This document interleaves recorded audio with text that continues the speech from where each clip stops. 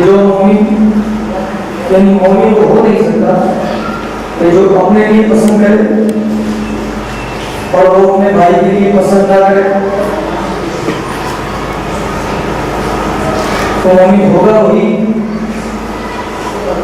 कि जो अपने लिए पसंद करे वो अपने मौमी भाई के लिए पसंद करे। अब इसका मतलब ये नहीं कि वो मुसलमान ही नहीं होगा, बल्कि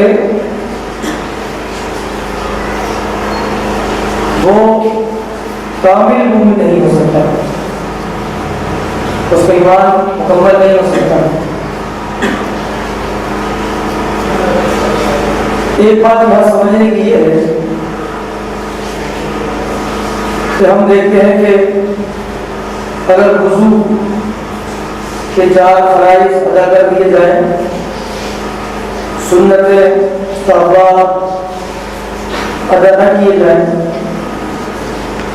तो वुज़ू नाक़िस होता है, हो जाता है लेकिन नाक़िस होता है। इसी तरह नमाज पढ़ते हैं, उसके 7 फराइज़ हैं, तो नमाज के फराइज़ अदा होने के बाद नमाज हो जाती है। अगर सुन्नतें मुस्तहब्बात नहीं अदा किए जाए तो नमाज नाक़िस रहती। इसी तरीके से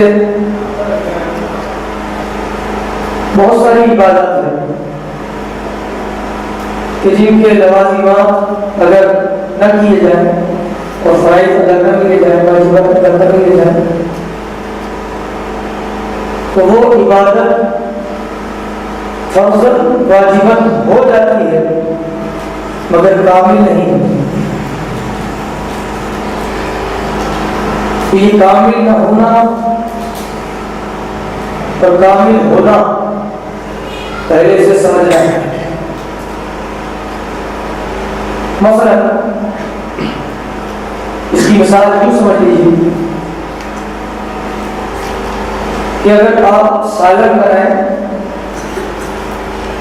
उसमें गोश्त डालें, सब्जी डालें, मसाले डालें,